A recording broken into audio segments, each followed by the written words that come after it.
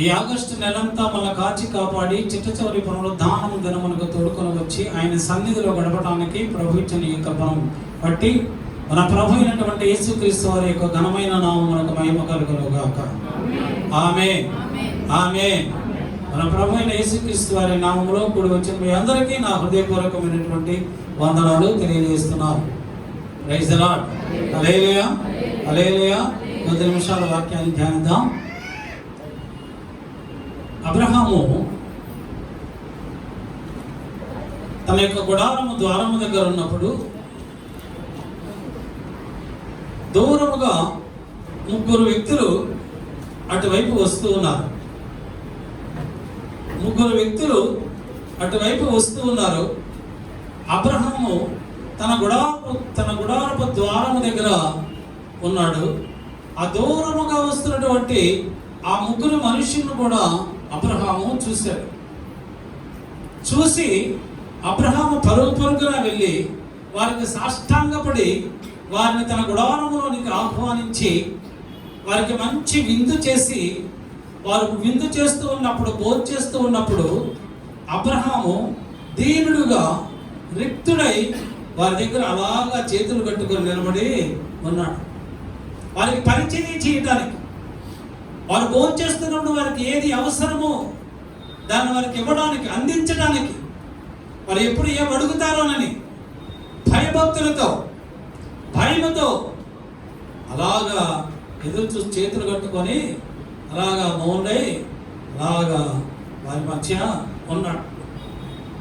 వారు భోజనం చేసిన తర్వాత అందులో ఒక మనుషుడు అంటున్నాడు, ఆ ముగ్గురులో ఉన్న ఒక మనుషుడు, అబ్రహామా, నీ భార్య అయినటువంటి శారా ఎక్కడ?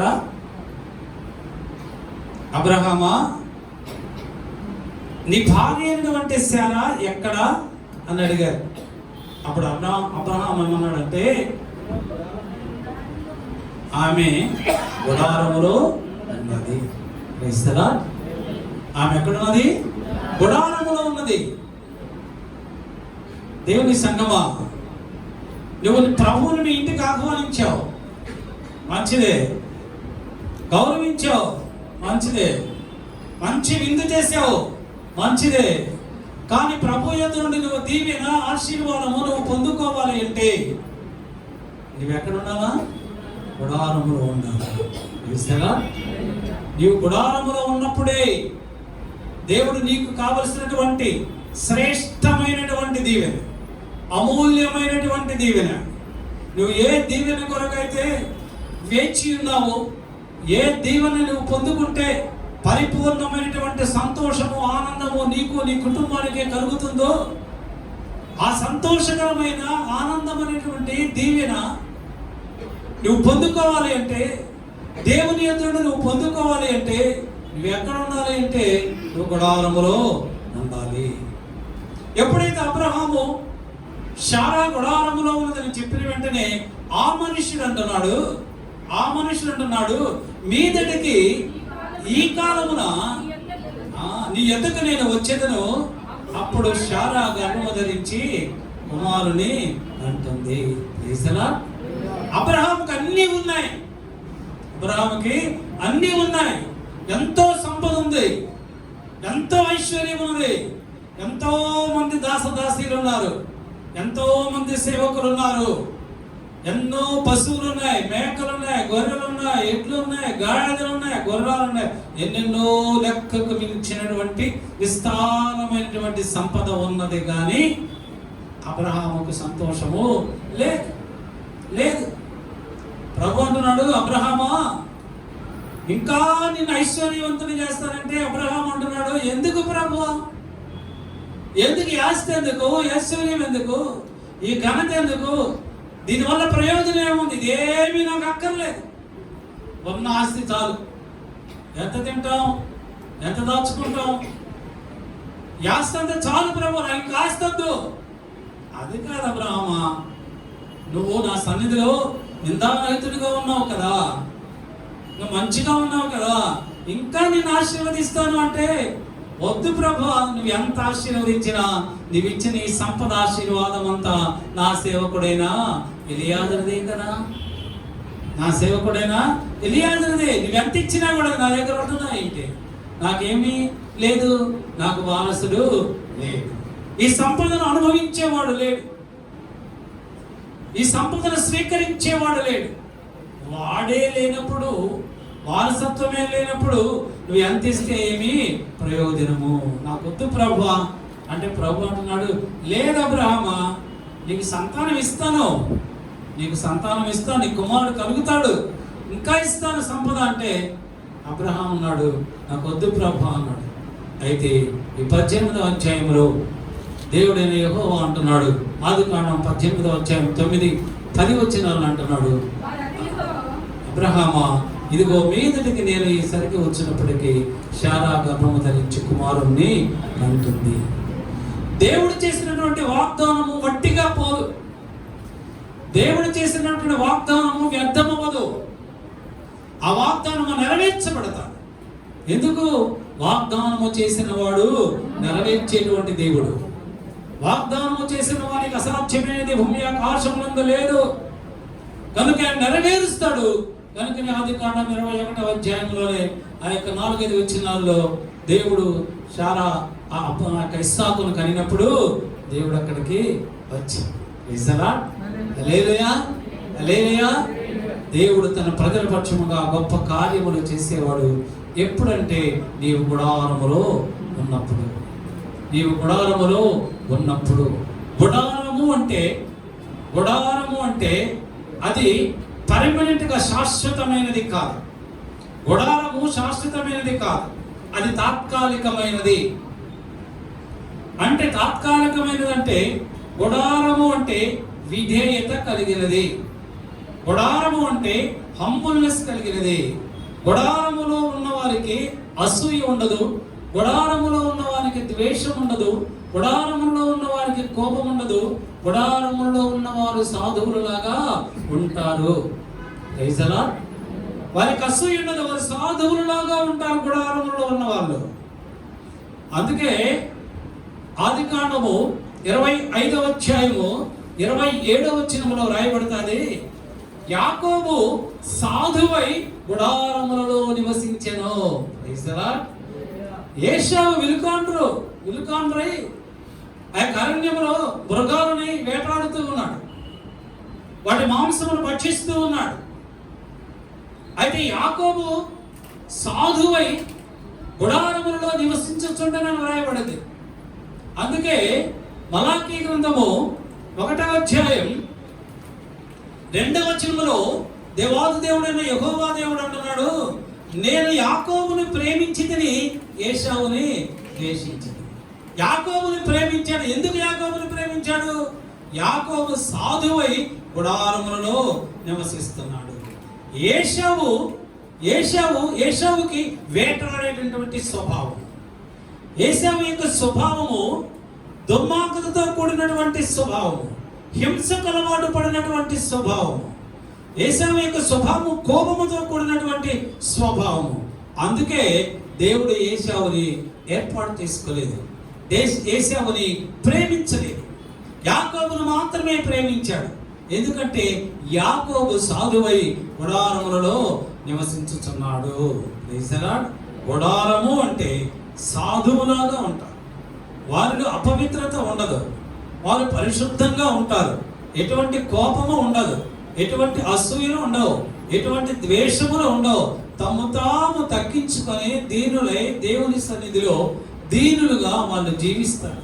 అందుకే దేవుడు వారిని ఏర్పాటు చేసుకుంటాడు, దేవుడు వారిని బహుగా ఆశీర్వదిస్తాడు. నీవు దేవుని యొక్క ప్రత్యక్షత నీకు కావాలి అంటే, సంగమా, దేవుని యొక్క దర్శనాన్ని నువ్వు చూడాలి అంటే, దేవుని యొక్క ప్రత్యక్షత నీకు కావాలంటే నువ్వు గుడారములో నువ్వు నివసించాలి. ఆ గుడారం వంటి స్వభావము నీకున్నప్పుడు, ఆ స్వభావము కలిగి నువ్వు జీవిస్తే దేవుని యొక్క దర్శనాన్ని నువ్వు చూస్తావు, దేవుని యొక్క ప్రత్యక్షత నువ్వు చూస్తావు. రైతులా హల్లెలూయా. చదవండి ఆదికాండం 28వ అధ్యాయం 12-13 వచనాలు. ఆ రాత్రి యాకోబు ఒక రాయిని తలగడగా చేసుకుని ఆ యొక్క మైదానములో పండుకున్నప్పుడు దేవుని యొక్క దర్శనాన్ని చూస్తున్నాడు. కలగంటున్నాడు, ఒక దర్శనం చూస్తున్నాడు. ఆ దర్శనములో ఒక నిచ్చెన వేయబడి ఉంది. ఆ నిచ్చెనము ఒక అంచు ఆకాశమునకు అంటి ఉన్నది, మరొక అంచు భూమికి అంటుకొని ఉన్నది. యాకోబు చూస్తూ ఉన్నాడు. ఆ యొక్క నిచ్చెన పైనుంచి కింద వరకు, కింద నుంచి పైకి కూడా దేవుని యొక్క దూతలు పైనుంచి కిందికి, కింద నుంచి పైకి తిరుగుతూ ఉన్నారు. యాకోబు చూస్తూ ఉన్నాడు. ఆ యొక్క ఆకాశం మీద ధవల సింహాసనం మీద కూర్చున్నటువంటి దేవాది దేవుడైనటువంటి యెహోవా దేవుణ్ణి యాకోబు చూస్తూ ఉన్నాడు. అప్పుడు దేవుడు యాకోబుతో మాట్లాడుతున్నాడు. యాకోబు, నేను నీ తండ్రి అయిన అబ్రహాము దేవుడను, ఇస్సాకు దేవుడను. అరే ఇస్తలా,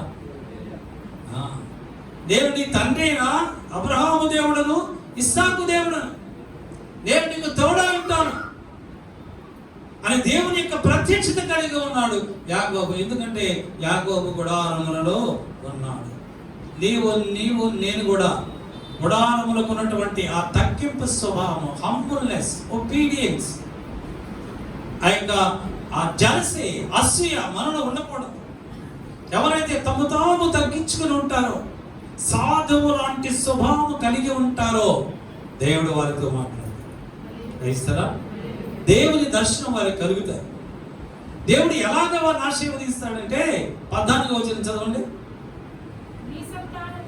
నీ సంతానము భూమి మీద లెక్కకు ఇసుక రేణువుల వలె ఎగును.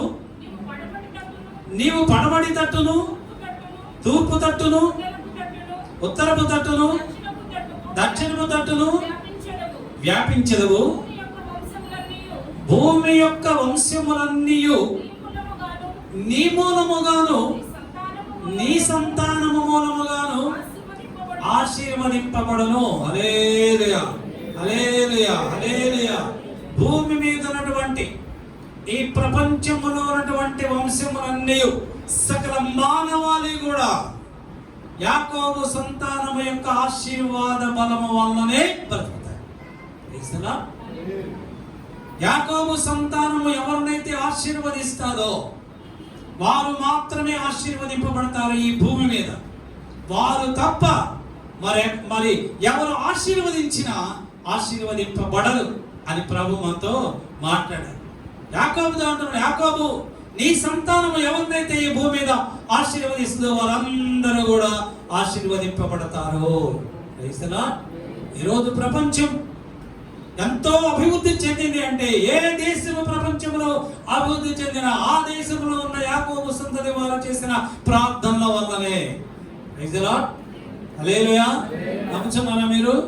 ఈరోజు అమెరికా ఆశీర్వదింపబడ్డా ఇజ్రాయేలు వారు అక్కడ ఉండటం వల్లనే, యాకోబు సంతానం అక్కడ ఉండటం వల్లనే ఆ దేశం ఆశీర్వదింపబడింది. ఈ రోజు భారతదేశం ఆశీర్వదింపబడింది అంటే దేవుని బిడ్డలమైన యాకోబు సంతానమైన మనం అందరము ప్రార్థన చేస్తున్నాము కనుకనే, మనందరము ఈ దేశాన్ని ఆశీర్వదిస్తున్నాము కనుకనే భారతదేశం ఆశీర్వదింపబడినది. మనందరము ఇశ్రాయేలీయులమే. Praise the lord. Any doubt? మీకు ఎవరికైనా డౌట్ ఉందా? ప్రభువును నమ్ముకున్న వారందరూ, ప్రభువును వెంబడిస్తున్న వారందరూ, ప్రభు శిలువ రక్తం చేత కడగబడిన మనం అందరము కూడా యాకోబు సంతానమే. అందుకే ప్రభు ఏమన్నాడు, ఆకాశమందల నక్షత్రముల వలె భూమి మీద ఉన్నటువంటి ఇసుక రేణువుల వలె అబ్రహామా నీ సంతానం ఆశీర్వదిస్తానన్న దేవుడు. మనం అందరము కూడా ఆయన సంతానమే. కనుకనే ఇంకా దేశము సుభిక్షముగా, సంపద మనోబలముగా, మన దేశము ఫలింపబడినటువంటి దేశముగా, ఆశీర్వదింపబడిన దేశముగా ఉందంటే దానికి కారణం ఈ దేశంలో ఉన్న క్రైస్తవులు చేస్తున్నటువంటి ప్రార్థనా ఫలమే. హల్లెలూయా, హల్లెలూయా. దేవుని యొక్క ప్రత్యక్షత మనము కలిగి ఉండాలి. ఆ ప్రత్యక్షత మనము కలిగి ఉండాలి అంటే యాకోబు గుడారములలో సాధువై నివసించాడు కనుక దేవుడు యాకోబుతో మాట్లాడి యాకోబుని ఆశీర్వదించాడు. ఆదికాండం 31వ అధ్యాయం 3వ వచనం చదువుకుందాం. యాకోబుని ఎలాగా ఆశీర్వదించాడు? అప్పుడు యెహోవా నీ పితరుల దేశమునకు, నీ బంధువుల యొద్దకు తిరిగి వెళ్ళుము, నేను నీకు తోడై ఉండెదను. యాకోబు తన మామైనటువంటి ఒక లాబాను దగ్గర ఉన్నప్పుడు లాబాను ఎన్నో శ్రమను పెట్టాడు, ఎన్నో నిందలు వేశాడు, ఎన్నో సార్లు అవమానించాడు యాకోబుని.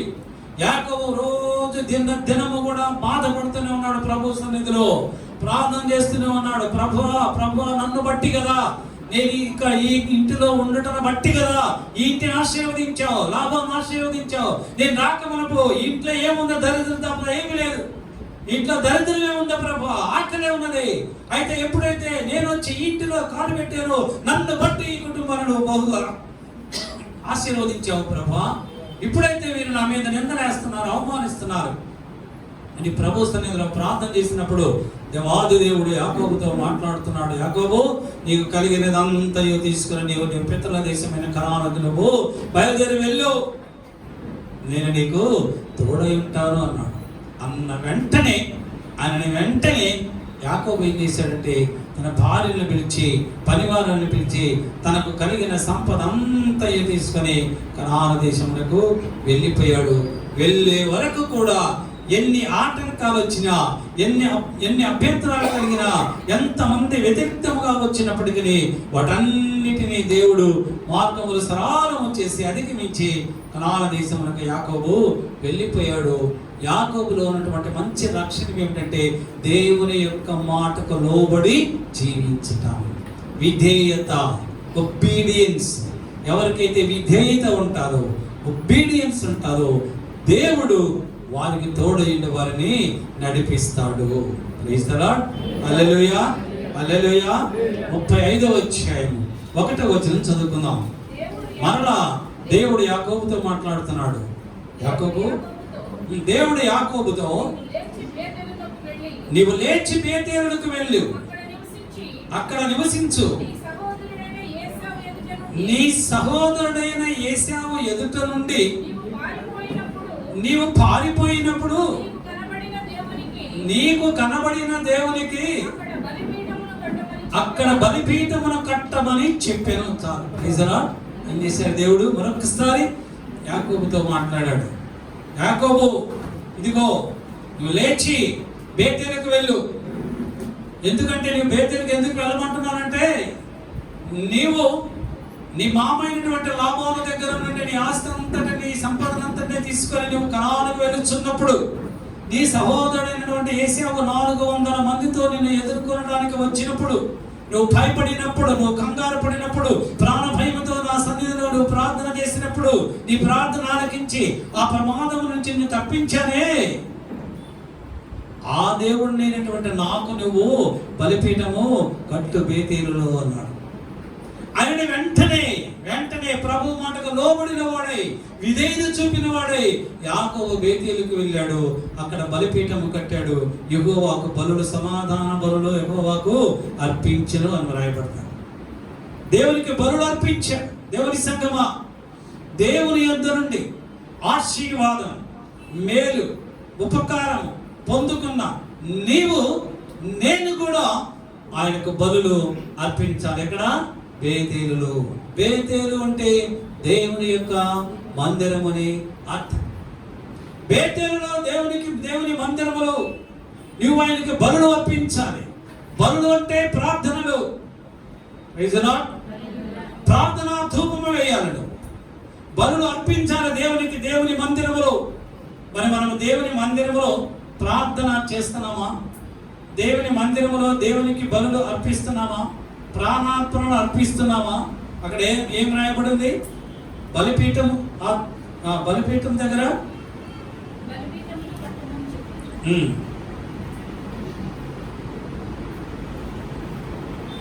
బలులు అర్పించాలి. బేతేలులో మనం దేవుని మందిరములో బలులు అర్పించవలసిన బాధ్యత, విధి మనందరికీ ఉన్నది. ఎందుకంటే ఆయన యొద్ద నుండి మనము మేలు ఉపకారములు పొందుకున్నప్పుడు. ఎప్పుడైతే దేవునికి ప్రార్థనను చేసావో, దేవుని సన్నిధిలో ప్రార్థన చేసావో, దేవుని సముఖములో ప్రార్థన చేసావో, దేవుడు అంటున్నాడు, యాకోబు ఇప్పటి వరకు నువ్వు యాకోబువి, ఇప్పటి నుండి నీవు ఇజ్రాయేలువి. హల్లెలూయా. దేవుని మందిరములో నువ్వు ప్రార్థన చేసినప్పుడు, అంతకు ముందు నీ జీవితం ఎలాగా ఉన్నప్పటికీ, యాకోబు అంటే మోసగాడని అర్థం. యాకోబు మోసగాడై దేవుని వెంబడించినప్పుడు, యాకోబు చేసినటువంటి క్రియలను బట్టి, యాకోబు నివసించినటువంటి ఆ సాధువైన గుడారములలో నివసించిన విధానమును బట్టి, యాకోబు యొక్క విధేయతను బట్టి దేవుడు దేవుని మందిరములో యాకోబును ఆశీర్వదిస్తూ ఉన్నాడు. యాకోబు, నీవు యాకోబువే గాని ఇప్పటి నుండి నువ్వు ఇజ్రాయేలువే. Praise the lord. Hallelujah. Hallelujah. Israel అంటే దేవునితో పోరాడువాడు అని అర్థం. ఇది రెండవసారి దేవుడు యాకోబుతో మాట్లాడుతున్నాడు. అంతకుముందు మొదటిసారి యాకోబుతో మాట్లాడాడు. 28వ అధ్యాయంలో మాట్లాడాడు. ఏమని? యాకోబు నువ్వు దేవునితోనూ మనుషులతోనూ పోరాడి గెలిచితివి. ఏం చేశాడు యాకోబు? పోరాడి గెలిచాడు. మనుషులతోనూ దేవునితోనూ పోరాడి గెలిచితివి కనుక ఇక మీదట నీ పేరు ఇజ్రాయేలే గాని యాకోబు కాదు. నువ్వు దేవునితో పోరాడువాడవు. నీవు గుడారములో నివసిస్తే, నీవు విధేయత చూపిస్తే, నీవు దేవుని యొక్క ఒబీడియంట్గా ఉంటే, నీవు సాధువై ఉంటే, నీలో ఉన్న కోపాన్ని, అసూయను, ద్వేషమును, కామాతురతను వీటన్నిటినీ తగ్గించుకుంటే, తీసివేస్తే కంప్లీట్గా తీసివేస్తే దేవుడు నిన్ను పవిత్రపరుస్తాడు. దేవుడు నీకు పరిశుద్ధతనిస్తాడు. దేవుని యొక్క ప్రత్యక్షత నీకు కలుగుతాడు. దైవ దర్శనం నువ్వు చూస్తావు. దేవుడు నీతో మాట్లాడతాడు. దేవుడు నిన్ను నడిపిస్తాడు. నీ కుటుంబాన్ని నడిపిస్తాడు. దేవుడు నీ పక్షముగా ఉండి నీ కుటుంబాన్ని నడిపిస్తున్నప్పుడు ఈ లోకము నిన్నేమీ కూడా చేయలేదు. Praise the lord. Hallelujah. Hallelujah. ఆదికాండం 35వ అధ్యాయం 11వ వచనంలో యాకోబుని దేవుడు ఆశీర్వదిస్తున్నాడు. మరియు దేవుడు, నేను సర్వశక్తి గల దేవుడను, నీవు ఫలించి అభివృద్ధి పొందుము, జనముల సమూహమును నీ వలన కలుగును. హల్లెలూయా. యాకోబు, నువ్వు ఫలించి అభివృద్ధి పొందుము. ఇస్తారా? యాకోబు వంటి స్వభావమును కలిగి ఉంటే, యాకోబు లాగా ప్రభు సన్నిధిలో నీవు జీవిస్తే, ప్రభు నిన్ను, నీ కుటుంబాన్ని బహుగా అభివృద్ధి పరుస్తాడు, బహుగా ఫలింపచేస్తాడు. అటువంటి శ్రేష్టమైనటువంటి ఫలించబడేటువంటి జీవితాన్ని ప్రభు మీ అందరికీ అనుగ్రహించనుగాక. ఆమేన్. ఆమేన్. రెండవదిగా నిర్గమకాండం 33వ అధ్యాయం 11వ వచనాన్ని చదువుకుందాం. చదవండి. మనుష్యుడు తన స్నేహితునితో మాట్లాడినట్లు యెహోవా మోషేతో ముఖాముఖిగా మాట్లాడుచుండెను. తరువాత అతని పాలెములోనికి తిరిగి వచ్చుచుండెను. అతని పరిచారకుడును నూను కుమారుడైన యెహోషువను యవనస్తుడు గుడారములో నుండి వెలుపలికి రాలేదు. Praise the lord. Hallelujah. Hallelujah. వాక్యాన్ని శ్రద్ధగా వినండి. దేవుడు మోషేతో ముఖాముఖిగా మాట్లాడుతున్నాడు. ఇద్దరు స్నేహితులు మనసు విప్పి ఒకరి విషయాలు ఒకరి సమస్యలు ఒకరు ఎలాగా చెప్పుకుంటారో అలాగానే దేవుడు మోషేతో ముఖాముఖిగా మాట్లాడుతున్నాడు. ఎక్కడ మాట్లాడాడు? గుడారములో మాట్లాడుతున్నాడు. గుడారములో మాట్లాడుతున్నాడు. మోషే గుడారములో దేవునితో ఒకరినొకరు స్నేహితులు మాట్లాడుకున్నట్లు దేవుడు మోషేతో మాట్లాడుతున్నాడు. ఆ గుడారం ఎక్కడ ఉన్నదంటే పాలెములకు వెలుపల ఉన్నది గుడారం. ఇజ్రాయేలు నివసించేటువంటి ప్రదేశములకు వెలుపల ఉన్నది ఆ గుడారం. ఆ వెలుపల ఉన్న గుడారంలో దేవుడు మోషేతో మాట్లాడుతున్నాడు. మోషే దేవునితో మాట్లాడిన తరువాత ఆ గుడారము నుండి మరలా తిరిగి పాలెంలోనికి వస్తూ పోతూ ఉన్నాడు. అయితే ఆ గుడారంలో ఒక వ్యక్తి ఉన్నాడు. ఎవరు? యవనస్తుడు ఉన్నాడు. అతని పేరు యెహోషువ. అతను గుడారములో నుంచి బయటికి రాలేదు. అంటే బయటికి రావట్లేదు. అతను గుడారములోనే ఉంటున్నాడు. వేస్తేనా? ఎందుకు గుడారములో ఉంటున్నాడు? మోషే మాట్లాడుతున్నాడు.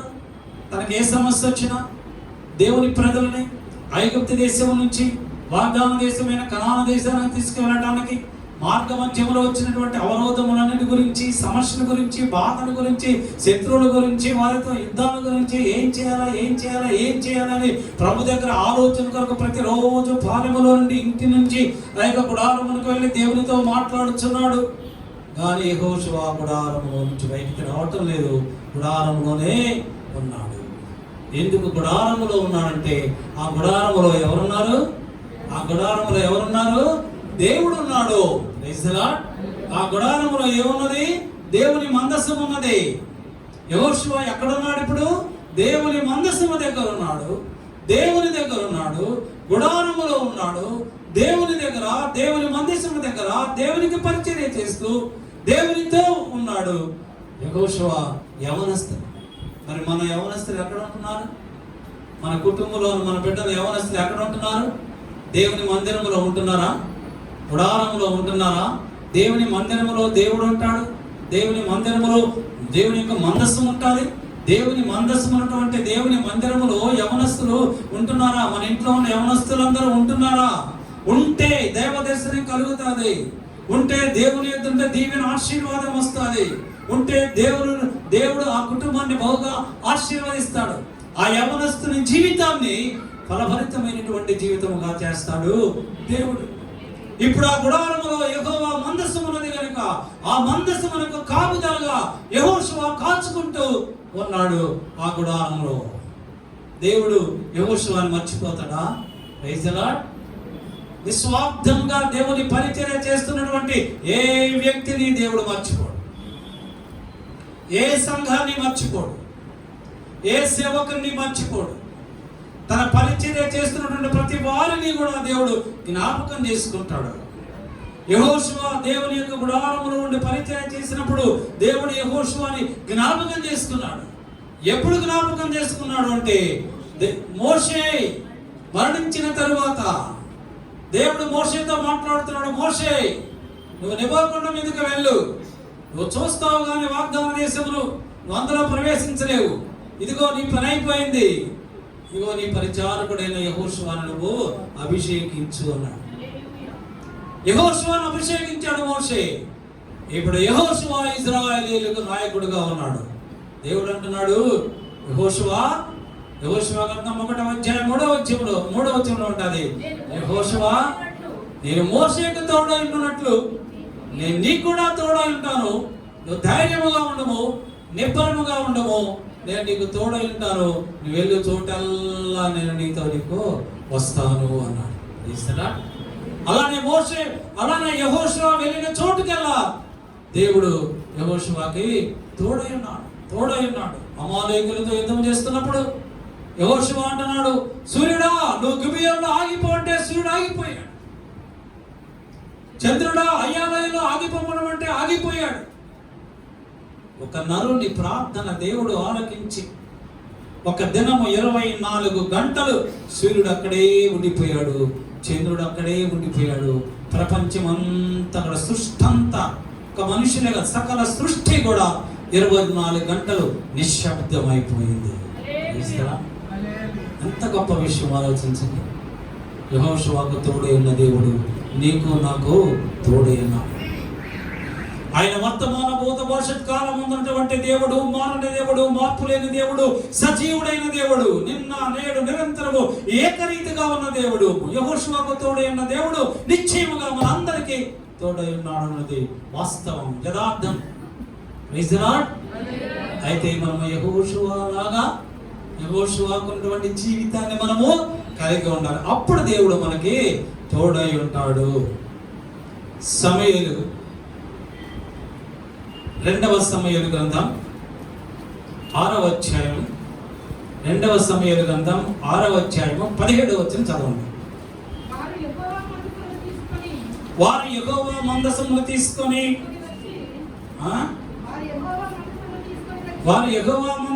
తీసుకొని వచ్చి గుడారము మధ్యను దావీదు దాని కొరకు ఏర్పరిచినటువంటి స్థలమున ఉంచగా దావీదు దహన బలులను సమాధాన బలులను యెహోవా సన్నిధిని అర్పించెను. చాలు. Praise the lord. దేవుని మందసాన్ని దావీదు యెరూషలేమునకు తీసుకొస్తున్నాడు. ఎక్కడి నుంచి తీసుకొస్తున్నాడంటే యెహోవా మందసము ఓబేదేదు ఇంటిలో ఉంచబడింది. యెహోవా మందసము ఓబేదేదు ఇంటిలో ఉంచినప్పుడు ఆ మందసాన్ని బట్టి దేవుడు ఆ కుటుంబాన్ని బహుగా ఆశీర్వదించాడు. విస్తారమైనటువంటి దీవెనలతో ఆ కుటుంబాన్ని ఆశీర్వదించాడు. ఆ విషయము దావీదు తెలుసుకొని ఆ యొక్క మందసాన్ని ఆ ఓబేదేదు ఇంటిలో నుంచి యెరూషలేమునకు తీసుకుని వచ్చి గుడారములో ప్రత్యేకముగా ఏర్పరచబడినటువంటి స్థలములో గుడారము మధ్యలో ఆ యొక్క మందసాన్ని దావీదు ఉంచాడు. దేవుని మందసము ఎక్కడ ఉంటుందో, దేవుని మందసము ఏ ప్రజల మధ్య ఉంటుందో, దేవుని మందసము ఏ కుటుంబంలో ఉంటుందో, దేవుని మందసము ఏ రాజ్యములో ఉంటుందో ఆ రాజ్యము బహుగా ఆశీర్వదింపబడుతుంది. ఆ రాజ్యములోని ప్రజలకు సమాధానము కలుగుతుంది. ఆ రాజ్యములోని ప్రజలకు నెమ్మది కలుగుతుంది. ఆ రాజ్యములో ఏ తెగుళ్ళు ఉండవు, ఏ వరదలు ఉండవు, ఏ తుఫాను ఉండవు, ఏ భయంకరమైన విపత్తులు ఆ దేశానికి రావు. ఏ శత్రు భయం కూడా ఆ దేశానికి ఉండదు. ఎప్పుడైతే దావీదు యెహోవా మందసమును యెరూషలేమునకు తీసుకుని వచ్చి గుడారములో దాని కొరకు ఏర్పాటు చేసిన స్థలమునందు ఉంచాడో ఆ తర్వాత 7వ వచనంలో 7వ అధ్యాయం 1వ వచనంలో రాయబడుతుంది, యెహోవా నలుదిక్కులు అతని శత్రువుల మీద అతనికి విజయం ఇచ్చి అతనికి నెమ్మది కలుగజేసెను. Praise the lord. దేవుని మందసాన్ని బట్టి, గుడారములో ఉన్న దేవుని మందసాన్ని బట్టి దావీదుకి ఏ శత్రు భయము కూడా లేదు. శత్రువులందరి మీద జయించాడు. ఆ దేశంలో ఇప్పుడు నెమ్మది ఉన్నది. ఆ దేశంలో ఇప్పుడు సమాధానము ఉన్నది. ఎక్కడ దేవుని మందస్సు ఉంటుందో అక్కడ సమాధానం ఉంటుంది, అక్కడ నెమ్మది ఉంటుంది. దావీదు మహారాజు అంటున్నాడు, దావీదు మహారాజు రాసినటువంటి కీర్తన 27వ కీర్తన 6వ వచనంలో రాయబడుతుంది, ఆయన గుడారములో నేను ఉత్సాహధ్వని చేయించు బలులు అర్పించెదను. దావీదు అంటున్నాడు, ఆయన గుడారములో, నా దేవుని గుడారములో నేను ఉత్సాహధ్వని చేయించు బలులు అర్పిస్తాను. నేను పాడెదను, యెహోవాను గూర్చి నేను స్తుతిగానము చేసేదను. దావీదు ఎంత సంతోషం, ఎంత నెమ్మది. ఎప్పుడైతే దేశంలో నెమ్మది కలిగిందో, కుటుంబంలో నెమ్మది కలుగుతుందో ఆలోచించండి. మన కుటుంబంలోనే నెమ్మది ఉంటే, సమాధానం ఉంటే, అందరూ సంతోషంగా ఉన్నప్పుడు అందరూ కలిసి ఏక మనసుతో ప్రార్థన చేస్తారు, సంతోషముతో ప్రార్థన చేస్తారు, ఆనందముతో ప్రార్థన చేస్తారు, సంతోషముతో స్తుతులు అర్పిస్తారు, సంతోషముగా పాటలు పాడుకుంటారు, సంతోషముగా వాక్యాన్ని చదువుకుంటారు. Praise the lord. ఆ సంతోషము, ఆ సమాధానము మనకు కావాలంటే మనము గుడారము వలె మనము ఉండాలి. గుడారములోనే ఉంటే మన దావీదు అంటున్నాడు 91వ కీర్తన 10వ వచనంలో, నీకు ఏ అపాయము రాదు, ఏ తెగులు నీ గుడారములో సమీపించదు. ప్రభువే నీతో ఉంటే ఏ అపాయము నీకు సంభవించదు. ఏ తెగులు కూడా మన ఇంటికి, ఏ వ్యాధులు మన ఇంటికి రావు. ఎందుకంటే మన ఇంటిలో ఏమున్నది? దేవుని మందస్సు ఉన్నది. దేవుడు ఉన్న దగ్గర సైతాన్ ఉంటాడా? ఉండడు. దేవుడు ఉన్న దగ్గర సైతాన్ ఉండడు. వెలుగున్న దగ్గర చీకటి ఉండదు. చీకటి ఉన్నది అంటే వెలుగు లేకపోతేనే చీకటి ఉంటుంది. వెలుగైన యేసు ప్రభు నీ జీవితంలో ఉంటే, నీ కుటుంబంలో అంటే ఇంకా చీకటి ఎక్కడ? నిత్యము సంతోష సమాధానములే మీకు ఉంటాయి. అంతా మీకు మంచిగానే చెప్పాను కదా, అంతా మంచిగానే చెప్పాను. అయితే దేవుని సంగమా, ఈ గుడారాన్ని నువ్వు ఎక్కడ వేసుకోవాలి? ఈ గుడారాన్ని దావీదు గుడారం వేశాడు, యాకోబు గుడారం వేశాడు, అబ్రహాము గుడారం వేసుకున్నాడు. మరి నీ గుడారం ఎక్కడ వేస్తావు? వాళ్ళు గుడారాలు వేసిన చోటల్లా దేవుడు ఆ గుడారములోనికి వచ్చి వారితో ఉండి వాళ్ళందరినీ బహుగా ఫలింపచేస్తాడు, ఆశీర్వదించాడు, నెమ్మదినిచ్చాడు. మరి నీ గుడారాన్ని నువ్వు ఎక్కడ వేసుకుంటున్నావు? నీ గుడారాన్ని ఎవరి మధ్యలో నువ్వు వేసుకుంటున్నావు? ఎక్కడ నీ గుడారాన్ని నువ్వు వేసుకుంటున్నావు? నువ్వు ఎక్కడ నివసిస్తున్నావు? ఏ ప్రాంతంలో నివసిస్తున్నావు? ఏ ప్రదేశంలో నివసిస్తున్నావు? నువ్వు నివసించేటువంటి ప్రదేశాన్ని బట్టి దేవుడు నిన్ను ఆశీర్వదిస్తాడు. నువ్వు ఎక్కడ పడితే అక్కడ నువ్వు ఇల్లు కట్టుకొని, ఎక్కడ పడితే ఏ ప్రజల మధ్య పడితే ఆ ప్రజల మధ్యలో నువ్వు నివసించి, దేవుడు నన్ను ఆశీర్వదించు, దేవుడు నన్ను ఆశీర్వదించు అంటే దేవుడు ఎలాగ ఆశీర్వదిస్తాడు? ఇందాక శామ్యులు 1వ కీర్తన చెప్పాడు. మీకు ఎంతమందికి అర్థమైందో నాకు తెలియదు, కానీ 1వ కీర్తన ఏం చెప్పాడు? దుష్టుల ఆలోచన చొప్పున నడవక, అపహాసకులు కూర్చుండ చోటు కూర్చుండగా, పాపుల మార్గమున నడువక. ఈ 3 చేయకుండా, నువ్వు ఈ 3 చేయకుండా, దుష్టుల మార్గమున నువ్వు దుష్టుల ఆలోచన చొప్పున నడవకుండా, అపహాసకులు కూర్చుండ చోటు కూర్చోకుండా, పాపుల మార్గమున నడవకుండా, ధర్మశాస్త్రము నువ్వు దివారాత్రములు ధ్యానిస్తే దేవుడిని ఆశీర్వదిస్తాడు. నువ్వు దుష్టుల ఆలోచన నువ్వు నడుస్తున్నావు, అపహాసకులు కూర్చుంటున్నావు, పాపుల మార్గములో నడుస్తున్నావు. ఎలాగా? నువ్వు ధర్మశాస్త్రము ధ్యానించినంత మాత్రమున, ధర్మశాస్త్రము దివారాత్రమును ధ్యానించినంత మాత్రమున దేవుడు నీ కుటుంబాన్ని ఆశీర్వదించాడు. బాగా గమనించండి. రోజు మీరు చేయాల్సిన పనులన్నీ మనం చేస్తూ, దేవునికి ఇష్టమైన పనులన్నీ చేస్తూ, సాయంత్రం ఇంటికి వచ్చేసి రాత్రి ఊరికే ప్రభు సన్నిధిలో కళ్ళల్లో ఉన్న కన్నీరన్నీ కాచేసి, గుండెలు బాదుకొని, ఉపవాసం ఉండి, శరీరాన్ని కృంగ తీసుకొని 60 కేజీలు ఉన్న వాళ్ళు 30 కేజీలకు వచ్చేస్తే దేవుడు ఆశీర్వదించాడు. ప్రైజ్ లార్డ్ చెప్పండి. Praise lord. ఆశీర్వదిస్తాడా? ఆశీర్వదించండి. లోతు గారు ఆదికాండం 13వ అధ్యాయంలో లోతు ఎప్పుడైతే అబ్రహాము సేవకులకి, లోతు సేవకులకి జగడం వచ్చిందో, తగాదా వచ్చిందో, లోతు ఏం చేశాడంటే, అబ్రహాం అంటున్నాడు లోతుతోటి, నా సహోదరుని కుమారుడా, ఈ గొడవలు ఎందుకు మనకి? మన ఇద్దరు సమాధానంగా విడిపోదాం. ఈ దేశం అంతా నీ దగ్గర ఉంది, నువ్వు వేటు కావాలంటే నువ్వు అటు వెళ్ళిపో, నువ్వు విడిచిపెట్టిన దాని నేను వెళ్ళిపోతాలే అన్నాడు. అప్పుడు లోతు ఏం చేశాడంటే, కనులెత్తి చూశాడు. ఎత్తైన స్థలం మీద నిలబడి కనులెత్తి చూసినప్పుడు యోర్దాను నది ప్రాంతం అంతా కనిపించింది. 10వ వచనంలో ఉంటుంది. యోర్దాను నది తీర ప్రాంతం అంతా కనిపించింది. అక్కడ పచ్చటి పొలాలున్నాయి, సమృద్ధిగా నీరుంది, విస్తారముగా పంటలు పండుతున్నాయి. లోతు అనుకున్నాడు, ఆహా, ఇది కదా నాకు కావలసింది, ఇది నాకు కావాలి. ఇక్కడ విస్తారంగా పంటలు పండుతున్నాయి, ఇక్కడ విస్తారమైనటువంటి నీరుంది, నా దగ్గర ఉన్నటువంటి పశువులకి, గొర్రెలకి, ఎడ్లకి కావలసినటువంటి గ్రాసం, గడ్డి ఉంది, ఆహారం ఉంది, మంచిగా పెరుగుతాయి, విస్తారంగా నా పశు సంపద వృద్ధి చెందుతుంది అని ఆ ప్రాంతానికి వెళ్ళి అక్కడ సొదొమ దగ్గర తన గుడారమును వేసుకొనెను. బాగా ఉందని, బాగా డబ్బులు అందరూ ఉన్నారని, పెద్ద పెద్ద బిల్డింగులు ఉన్నాయని, మంచిగా అన్ని జరుగుతున్నాయని, ప్రభువు నమ్ముకున్న నీవు, జీవముగల దేవుణ్ణి ఆరాధిస్తున్న నీవు, నీ ప్రజల మధ్యను విడిచిపెట్టి ఎక్కడోకి వెళ్ళిపోయి ఏదో సంపాదిద్దామని చెప్పేసి అక్కడికి వెళ్ళి అన్యుల మధ్యలో, విగ్రహారాధకుల మధ్యలో, పాపుల మధ్యలో నువ్వు మంచి 16 అంతస్తుల బిల్డింగ్ కట్టుకొని నువ్వు ఒక నివాసం చేస్తే దేవుడు ఎలాగా నిన్ను ఆశీర్వదిస్తాడు? ప్రైజలా.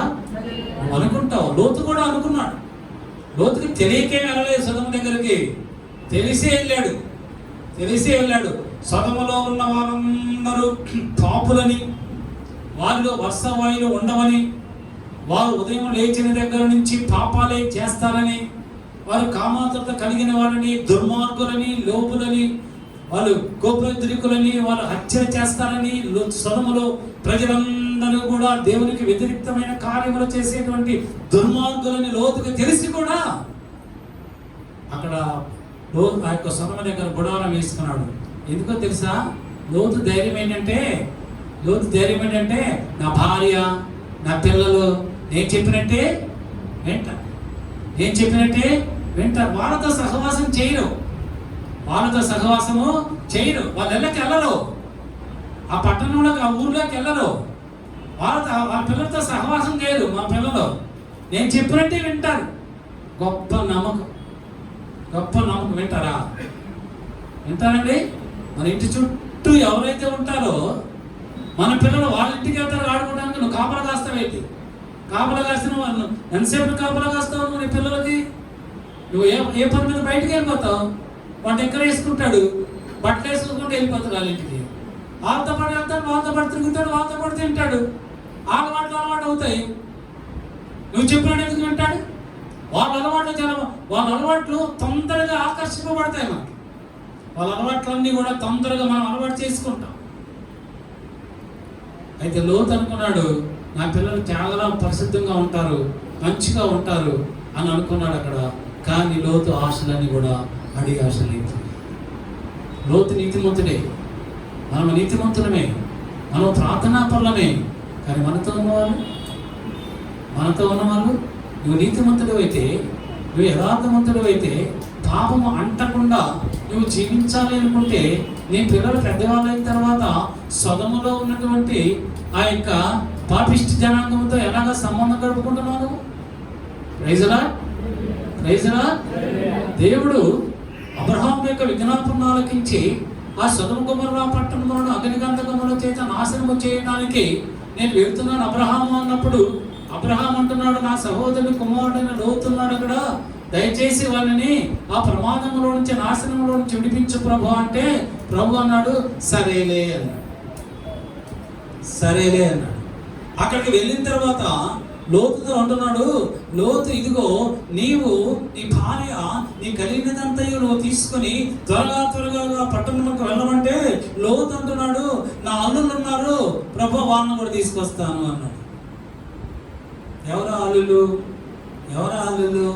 దేవుని బిడ్డలా వాళ్ళు విగ్రహారాధికులు, అన్యులు, పాపం చేస్తూ, పాపములో జీవిస్తూ, పాపాన్ని పానముగా తాగుతూ తమ జీవితాలని అపవిత్రపరుచుకున్నటువంటి వాళ్ళు. వాళ్ళకి లోతు తన కుమార్తెలు ఇవ్వాలని వాళ్ళని ఏర్పాటు చేసుకున్నాడు. వాళ్ళు అంటున్నారు, భలే చెప్పావులే మా నువ్వు భలే చెప్పావులే మాకు. ఏంటి దేవుడా, మీ దేవుడా ఆకాశము నుంచి అగ్ని కురిపిస్తాడా, ఈ పట్టణం నాశనం చేస్తాడా? చెప్పొచ్చేవాళ్ళు, నువ్వు వెళ్ళు, మేము రామను అలానే మాట్లాడతారు. దేవుని ప్రభుని గురించి తెలియని వాళ్ళు ప్రభుని గురించి అలానే మాట్లాడతారు. జీవము గల దేవుడైన యెహోవా యొక్క శక్తి సామర్థ్యములు తెలియని వాళ్ళు అలాగనే మాట్లాడతారు. వాళ్ళు రాలేదు. లోతు ఏం చేశాడు? తన భార్యని, ఇద్దరు పిల్లలు తీసుకొని బయలుదేరి వెళ్ళిపోతున్నాడు. దేవుడు అన్నాడు, నీ ప్రాణమును దక్కించుకునేటప్పుడు పారిపోము, అయితే నువ్వు వెనుకకు తిరగవద్దు అన్నాడు. వెనుకకు తిరగవద్దు అంటే నీకున్న సమస్తాన్ని కూడా నువ్వు విడిచిపెట్టేయాలి. ఎందుకు విడిచిపెట్టేయాలా? నువ్వున్న స్థలము మంచిది కాదు. నీ చుట్టూ ఉన్న ప్రజలు మంచి వాళ్ళు కాదు. నువ్వు సంపాదించిన ఆస్తి మంచిది కాదు, అది పాపపు ఆస్తి, అది మంచిది కాదు. నీ చుట్టూ ఉన్న ప్రజలు మంచివారు కాదు, నీ యొక్క ఆస్తి మంచిది కాదు, నీ సంపద మంచిది కాదు. కనుక దాని సమస్తాన్ని పెంటకుప్పగా ఎంచి పారిపో. వెనక్కి తిరిగి చూడొద్దు. అయ్యో నా బంగారం నాశనం అయిపోతుంది, నా పశువులు నాశనం అయిపోతున్నాయి, నా గొర్రెలు నాశనం అయిపోతున్నాయి, విలువల వస్తువులు నాశనం అయిపోతున్నాయి అని వెనక్కి తిరిగి చూడొద్దు. దాని మీద ఆశపడద్దు. ఎందుకు? అది శపించబడినది కాబట్టి. శపించబడిన ఆస్తిని ఆశించేటువంటి ఆకాను పరిస్థితి ఏమైంది? ఆకారంలో రాళ్లతో కొట్టి చంపి అగ్ని చేత కాల్చివేసి. లోతు చెప్తున్నా, విడిచిపెట్టే. ఈ ప్రాంతం అంతా బాగా పచ్చని దొరుకుతుంది. ఒక్కొక్క గొర్రె 100 గొర్రెలు పెడుతుంది, విస్తారంగా సంపాదించుకుందాం అనుకున్నావు. అదంతా శపించబడినది. దాన్ని వదిలేసే. హ్యాపీగా నువ్వు, నీ భార్య, పిల్లలు వెళ్ళండి. తర్వాత నేను మళ్ళా మిమ్మల్ని ఆశీర్వదిస్తాను. ఎందుకంటే అబ్రహాము నాతో చెప్పాడు, అబ్రహాము నాకు చేసిన విజ్ఞాపన బట్టి మిమ్మల్ని రక్షిస్తున్నాను, మీరు వెళ్ళండి, వెనక్కి తిరిగి చూడద్దంటే లోతు భార్య వెనక్కి తిరిగి చూచి ఏమైంది? పుస్తకం అయిపోయింది కదా. ఎందుకు చూసింది? లోకస్తుల మధ్యలో నివసించింది కనుక. లోకుల మధ్యలో నివసించింది కనుక, పాపుల మధ్యలో నివసించింది కనుక, పాపలతో సహవాసం చేసింది కనుక, ఎవరితో సహవాసం చేస్తుంది? నువ్వు ముందుకెళ్ళినా, వెనక్కెళ్ళినా, అటెళ్ళినా, ఈటెళ్ళినా, తూర్పు పడమర ఉత్తర దక్షిణ తట్లు ఎటు చూసినా పాపులే కదా. నువ్వు మాట్లాడాలన్నా, నువ్వు నడవాలన్నా, నువ్వు తిరగాలన్నా, నువ్వేం చేయాలన్నా, నీ చుట్టూ ఉన్న వారు పాపులు, వారి విగ్రహారాధికులే. కనుకనే వాళ్ళ స్వభావమే, వెనుకబడేటువంటి స్వభావం, వాళ్ళ స్వభావమే లోతు భార్య కూడా వచ్చింది. కనుకనే పేరు కూడా లేకుండా పోయింది, వెనుకకు తిరిగింది, ఉప్పు స్తంభము అయిపోయింది. ఇప్పుడు లోతు తన 2 కుమార్తెలను తీసుకొని ఆ పర్వతం దగ్గరికి వెళ్తూ ఉన్నాడు. పర్వతం దగ్గరికి వెళ్ళిపోయాడు. మరి 2 కుమార్తెలు ఉన్నారు కదా. మరి నీతిమంతుని బిడ్డలు నీతిమంతులుగానే ఉండాలి కదా. పాపము అంటకూడదు కదా. లోతు ఏమనుకున్నాడు? ఆ సొదమ వాళ్ళందరూ పాపిష్టులు, నా కూతురు అటువంటి వాళ్ళు కాదు, నా భార్య అటువంటిది కాదు, నేను ఎలాగా నీతిమంతునో, నేను ఎలాగా యెహోవా దేవుణ్ణి ప్రార్థన చేస్తున్నాను, అలానే నా పిల్లలు, నా భార్య కూడా నాలాగానే నీతిమంతురాలే అనుకున్నాడు. అమ్మాయి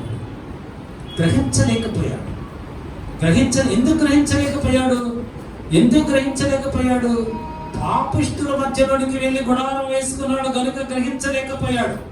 దేవుని సన్నిధి లోతుతో లేదు కనుక గ్రహించలేకపోయాడు. దేవుని యొక్క సన్నిధి లోతుతో లేదు కనుక గ్రహించలేకపోయాడు.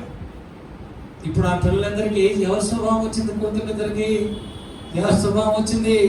సొదొమలో ఉన్న ప్రజల స్వభావమే వచ్చింది. సొదొమ ప్రజలు అలాంటి వాళ్ళు, వారి వరుసలు లేని వాళ్ళు. ఎంత భయంకరమైన మనుషులంటే, లోతు దగ్గరికి అర్ధరాత్రి వేళ దేవుడు, యెహోవా దేవుడు, తండ్రి, కుమార, పరిశుద్ధాత్మ ముగ్గురు దేవుడు లోతు దగ్గరకు వస్తే ఆ అర్ధరాత్రి కూడా వాళ్ళ మాతో పంపించమన్నటువంటి పరమ నీచుని కూర్చోగలిగినటువంటి మనసు కలిగిన వారు ఆ యొక్క సొదొమ మనిషి. లోతు పిల్లలకు కూడా ఆ స్వభావమే వచ్చింది. ఆ పరిస్థితుల్లోనే పెరిగారు. మన బిడ్డలు మనము ఏ పరిస్థితుల్లో పెంచుతామో అలానే పెరుగుతారు వాళ్ళు కూడా. మనము మంచి వాళ్ళతో పెంచితే వాళ్ళు మంచి వాళ్ళుగానే ఎదుగుతారు. పర్వాలేదులే మనందరం ప్రభునామం వాళ్ళకి ఏంటంటే పర్వాలేదులే, వాడు చిన్నాడు కదా, పెద్దోడైన తర్వాత మారుతాడులే. వాడు స్కూల్కి వెళ్ళినప్పుడు ఎవరితో సహవాసం చేస్తున్నాడు, ఎవరితో తిరుగుతున్నాడు, ఎవరితో కలిసి సినిమాకి వెళ్తున్నాడు, ఎవరితో కలిసి పార్కులకి వెళ్తున్నాడు, అమ్మాయి ఎవరితో వెళ్తుంది, అబ్బాయి ఎవరితో వెళ్తుంది, స్కూల్కి, హై స్కూల్కి, కాలేజెస్కి, యూనివర్సిటీలకి ఎలా వెళ్తున్నారు, ఎవరితో కలిసి వెళ్తున్నారు, ఎవరి బైకుల మీద వెళ్తున్నారు, ఎవరి కారులో వెళ్తున్నారు అనేది నువ్వు గ్రహించాలి కదా. మనం గ్రహించే సమయం మనకి లేదు, గ్రహించవలసిన ఆలోచన లేదు. ఒకటే నమ్మకం, మా అమ్మాయి తప్పు చేయదు, మా అబ్బాయి తప్పు చెయ్యడు, గీసిన గీటి నుంచి అవతల పక్కకు అడుగు వేయడు. వేస్తారు. ఎందుకు వేస్తారు? వాళ్ళు తిరుగుతున్నటువంటి, వాళ్ళు నడిచేటువంటి మనుష్యుల స్వభావమును బట్టి వాళ్ళు మారుతారు. ఇప్పుడు లోతు కుమార్తెలు ఏం చేశారు? ఆ సొదొమ వాళ్ళ వావి వరుసలు లేని మనస్తత్వాలు అలవాటు పడిపోయి తండ్రితో వ్యభిచారం చేశారు. వేస్తారా? వాళ్ళకి తెలియదు తండ్రితో వ్యభిచారం చేయకూడదని. లోతు పిల్లలకు తెలియదు. తెలిస్తే చేసేవాళ్ళు కాదు. వాళ్ళకి తెలిసింది ఏంటంటే వావి వరుసలు లేకపోవటమే వాళ్ళకి తెలిసింది. వాళ్ళున్న వాతావరణం అటువంటిది. వారి లోతు తీసుకున్న గుడారం యొక్క పరిస్థితి, ఆ స్థలము, ఆ మనుషులు అటువంటి వాళ్ళు. అందుకనే లోతుకి పెద్ద కుమార్తె తన తండ్రితో వెళ్ళినప్పుడు కుమారుడు పుట్టాడు. అతనికి మోయాబుని పేరు పెట్టింది. మోయాబు ఇలా వంశానికి అతడు మూలపురుషుడు. చిన్న కుమార్తె తన తండ్రితో వెళ్ళినప్పుడు బెన్నమ్మి అని పేరు పెట్టింది. అతడు అమోరీయులకు వారసుడు. 2 శపించబడినటువంటి దేవుని బిడ్డలకు వ్యతిరేకముగా ఇచ్చినటువంటి శపించబడిన 2 తరముల వారికి వాళ్ళు మూలపురుషులైపోయారు. ఎంత భయంకరమైన పరిస్థితి. మన గుడారం ఎక్కడ తీసుకుంటున్నాం, మన ఇల్లు ఎక్కడ కట్టుకుంటున్నాం, మన బిడ్డలు ఏ ప్రజల మధ్యలో ఉంటున్నారు. రైజులా ఈ పునరుద్ధాన ముందు ప్రభు మనందరితో కూడా మాట్లాడతాం. చాలా జాగ్రత్తగా ఉండాలి సుమా. మనం ఎక్కడ గుడారము వేసుకొని చిన్నాము. Praise the lord.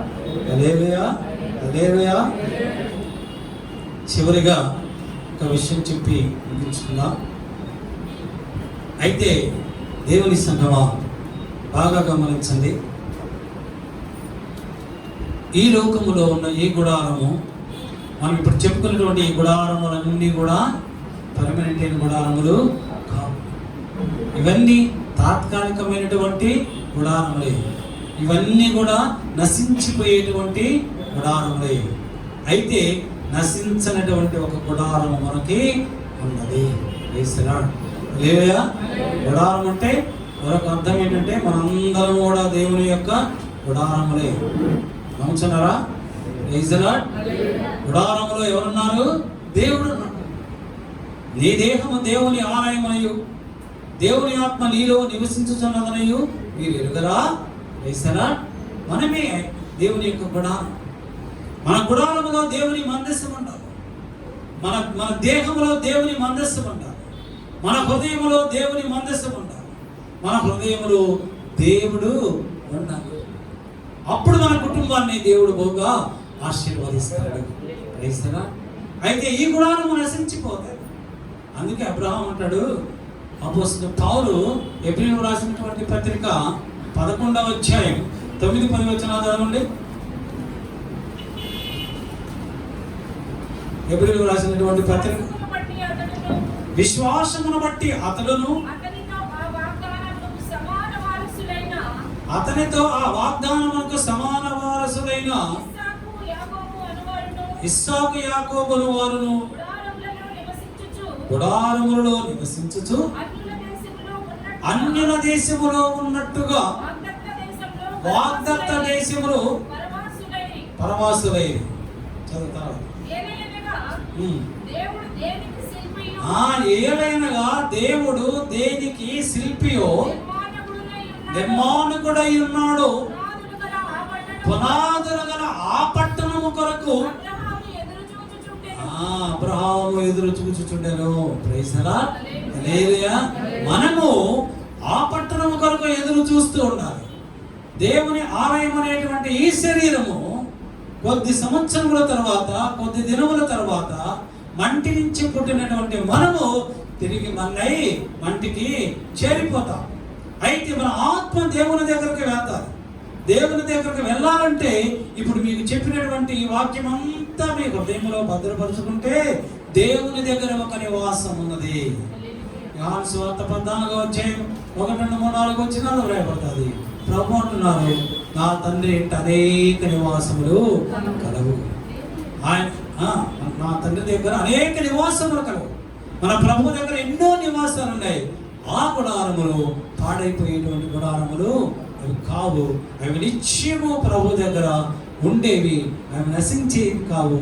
మన దేవుని బిడ్డలమైన మనం అందరము కూడా మన ఆశ, మన ఆసక్తి, మన తృష్ణ, మన గురి, మన లక్ష్యము ఆ గుడారములు ప్రభుతో కలిసి జీవించాలని. Praise the lord. అటువంటి ఆశయం మనందరము కలిగి ఉండాలని ప్రభుకు ప్రార్థన చేసుకుందాం. ప్రభు ఈ వాక్యం ద్వారా మిమ్మల్ని ఆశీర్వదించుగాక. ఆమేన్. తలలో వంచండి, ప్రార్థన చేసుకుందాం. మహాపరిశుద్ధుడు, మహాకరుడుగా మా ప్రభువా, మా యేసయ్య, ఈ యొక్క ఆగస్టు నెల చిట్ట పునరుద్ధానాన్ని మన నివాసాన్ని అభిషేకించి మీరు మాట్లాడినటువంటి ప్రతి వాక్యం బట్టి, ప్రతి లేఖనను బట్టి మీకు స్తోత్రాలు దేవా. అబ్రహాము, ఇస్సాకు, యాకోబులను మమ్మల్ని నీకు స్తోత్రాలు. వారి గుడారములలో నివసించినప్పుడు ప్రభా, ఏ విధముగానూ వారికి నీ ప్రత్యక్షత వారికి అనుగ్రహించి, వారితో మాట్లాడి, వారిని నడిపించి, ఫలింపజేసి, అభివృద్ధి చేసి, వారిని వారి సంతానమును కూడా ఆశీర్వదించావు నాయన, నీకు స్తోత్రాలు. అలానే గుడారములు ప్రభా, దాసులైనటువంటి మోషేతో ముఖాముఖిగా మాట్లాడినట్లు ప్రభు మాకు బయలుపరిచావు తండ్రి. యెహోషువ గుడారములో ఉన్నప్పుడు తండ్రి, యెహోషువతో నీ వంటి ప్రభు, యెహోషువ పక్షముగా నీ వంటి గొప్ప కార్యములు చేస్తున్నట్టు నువ్వు మాతో మాట్లాడావు నాయన, నీకు స్తోత్రాలు. దావీదు ప్రభా, నీ మందసమున గుడారములో ప్రత్యేకించబడినటువంటి స్థలములో ఉంచినప్పుడు ప్రభా, ఆ యొక్క మందసమును బట్టి, ఆ స్థలమును బట్టి ప్రభా, దావీదుకి నెమ్మదిని సమాధానమును దయచేసావు నాయన, నీకు స్తోత్రాలు.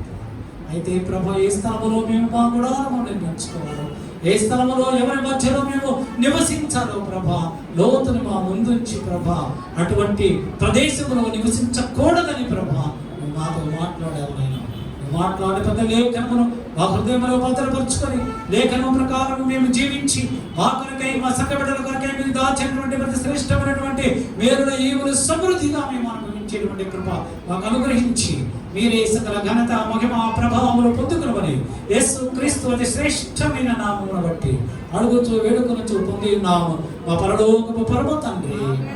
ఆమేన్, ఆమేన్, ఆమేన్. మన పరమ తండ్రి దేవుని ప్రేమయు మన ప్రభును రక్షకుడైన యేసుక్రీస్తు వారి యొక్క కృపా రక్షణ పరిశుద్ధాత్మ దేవుని కన్యోన్య సహవాసము సన్నిధి కూడి వచ్చిన సంఘ బిడ్డలందరికీ ఇక్కడ రాలేకపోయిన వారందరికీ వాక్యమును ప్రకటించిన దైవజనులకు వారి కుటుంబములకు లోకములో ఉన్న సకల పరిశుద్ధులను యూట్యూబ్లో వాక్యమును విలుచున్న వారందరికీ ఇప్పుడును ప్రభు రాకడ పర్యంతము సదాకాలము తోడైండును గాక. Amen, amen. Hallelujah, hallelujah, hallelujah, hallelujah. Praise the lord, praise the lord.